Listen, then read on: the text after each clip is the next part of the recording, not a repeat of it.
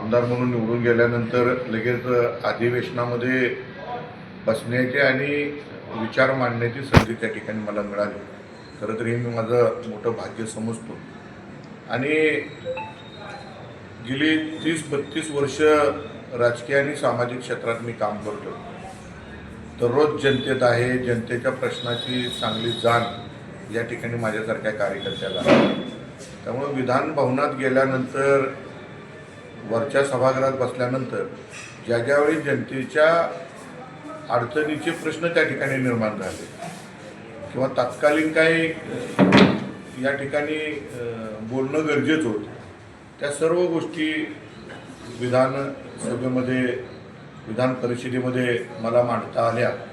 आणि जवळजवळ 6 ते 7 प्रश्न जे असे होते की ते जनतेच्या सर्वसामान्य दररोजच्या घडामोडीतले ते प्रश्न होते. आणि ते प्रश्न शेतकऱ्यांचे असतील, शिक्षकांचे असतील, शैक्षणिक विद्यार्थ्यांचे असतील, हे सगळे प्रश्न आपल्याला मांडता आले. खरं तर मी स्वतःलाच त्यामुळं भाग्यवान समजतो.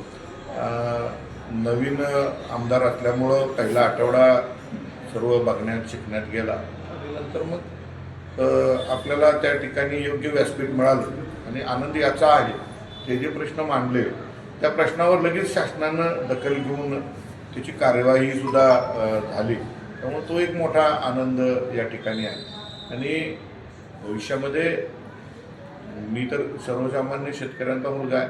त्यामुळं शेतकरी असतील, शैक्षणिक विभाग असेल, औद्योगिक विभाग असेल, या सर्व विभागामध्ये चांगलं काम करायची इच्छा आमची आहे. आणि इथून पुढे त्यांनी चांगलं काम करत राहावं. धन्यवाद. थँक्यू.